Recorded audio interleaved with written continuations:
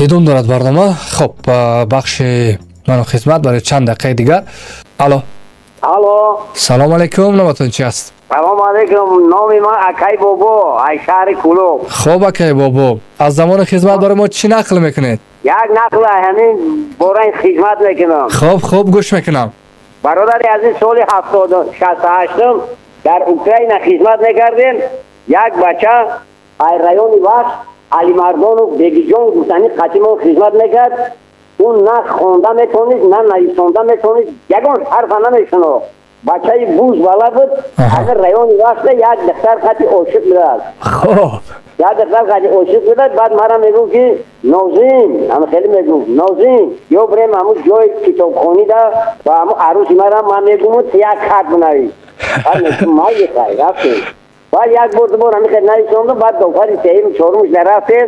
همه کم ترک کرد. گفته همون را می نویسندم دیگه چیزی که خدمت میفورید همون را می نویسندم. خوندن نمیتونید. او یگان حرف نمیشنوی چیزا. بعد امروز زمان خدمت تمام شد. اکای دلشاد. خب خدمت تمام شد. همون سالی که ما رفتیم همون سال 3 ساله بود، 2 ساله شد بعد. مای 68 رفتیم. خب بعد اکا با مرور زمان ما مکتب ملیسا در اومدیم. کوچه ویش اشکال تشکیل نبود، تنبیه نبود. کار خوندیم تمام کردیم اومدیم ملیسا در کار کردیم. ایبان یک 10-15 سال گذشت خرغونتیپا کماندیرو کردیم ولایت فولاد بود. بعد همون بچهای ملیسای خیلی هم رایونی وقت بعد خیلی پرسیدیم هم خیلی آدم هست گفتی هست ما گفتیم بگای ما را بر مود کردیم ما را کن با پیش همون را بعد گفتی مایلش.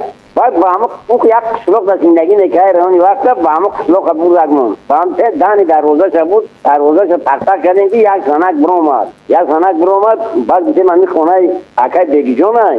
بعد گفتی ها خونه هم های. بعد خودش همی جده گفتی خودش همی جده. بعد گفت پیرود کرد. بعد پیرود کرد. ما گفتیم پیرود کرد در روزه را پوشته ما ایگرینه. بعد اومد همی درک شد که مرا دید. همی درک شد مرا دید. گفتی زنک ایجا بیو انانی پد نعلتی که بطره مکتوب می نویسون انانی بود.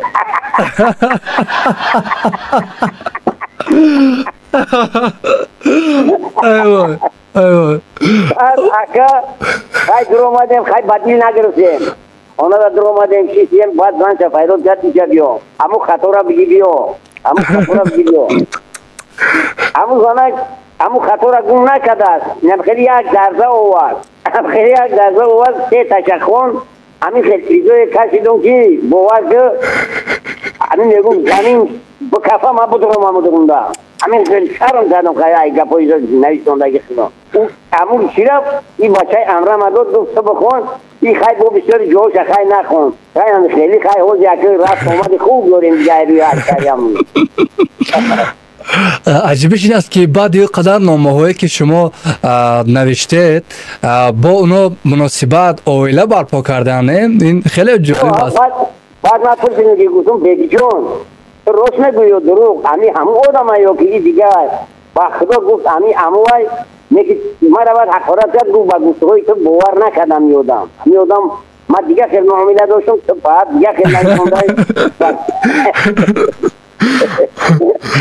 خود همین یکم وقت گذر میگلتا همونسون میریم یک خبر میگیریم همون باور که همون زنی همون بگی جان جای شیشتن مانا نمیوه نمیدونه که جای شیشتن در کجا موندم بعد یک فرصت اینیم همه خیلی آدم های با معرفت خوبم رحمت سلامت باشید. با همین نوت خیلی شیرین با انجام بخش من خدمت و ساعت دوم میگذاریم.